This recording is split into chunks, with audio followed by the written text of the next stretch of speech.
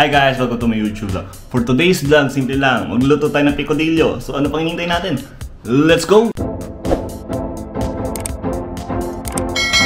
First, kailangan natin si Peppa Pig, ground beef, ground pork, kahit ano.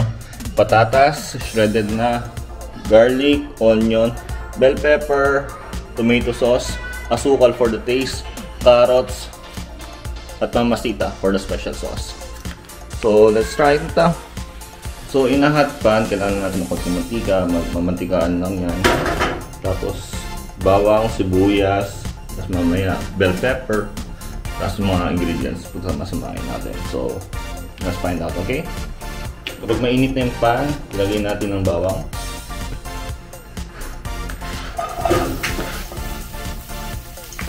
Simon natin. Hindi natin maging brown sa mga sibuyas. Okay? So once na medyo mag-brown na yung garlic, lagyan natin yung onion. Tapos wait natin mag-caramelize hanggang maging transparent. Tapos sundan yun mamaya patatas. So once na mag-caramelize na yung onion, lalagyan natin yung patatas dito. Prituin natin yung patatas. Kaya ko siya inuna kasi gusto ko yung texture na prinito kaysa yung parang pinakuluan na patatas sa picadillo. Mas masarap siya kasi pag binoil mo siya, malambot lang siya patatas. So mas maganda may halong mantika, mantikaan, diba? So sa luto ko, konti lang yung mantika. So nasa na yan, lalagyan ko pa siya ng mantika or not. Siguro lalagyan natin konti lang, hapyo lang. Tapos medyo lakas natin yung apoy para maprito. Hintayin lang natin medyo lumambot, mga 3 minutes, 2 minutes lang. Tapos lalagyan natin yung ground meat kapag mainit yung mantika. So once na naluto na yung patatas, yung bawang, sibuyas, lagyan na natin yung ground pork natin. Isayin lang natin siya.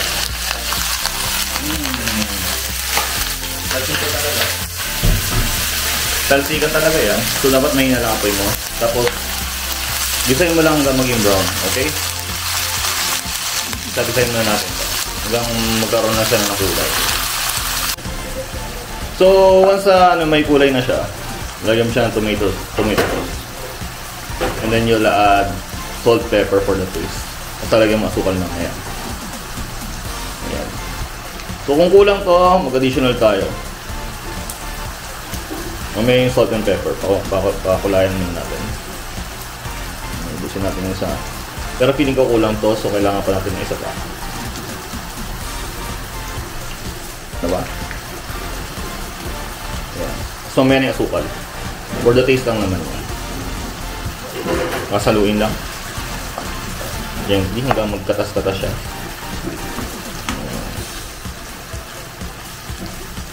Katas-katas sa luha. Tamang halo lang. Mekos-mekos.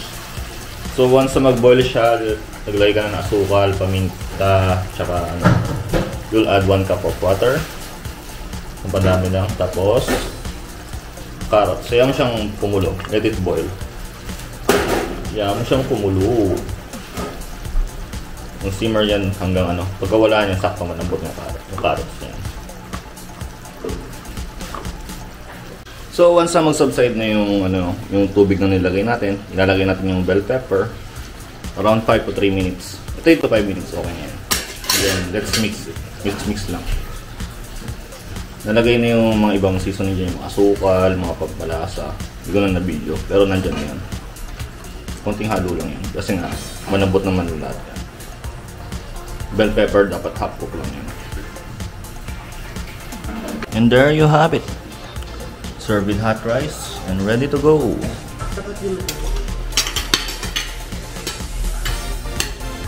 So the taste, guys. Oh. Sabi ng misis, 7 out of 10. Pero naniniwala ako 10 out of 10. Basta nag-effort ka sa puso mo. Ayun ang importante. Pero kaya na. If you like this kind of video, please do like and subscribe my YouTube channel. Maraming salamat. Enough, tumatakot pa siya. Ulitin. Skirt.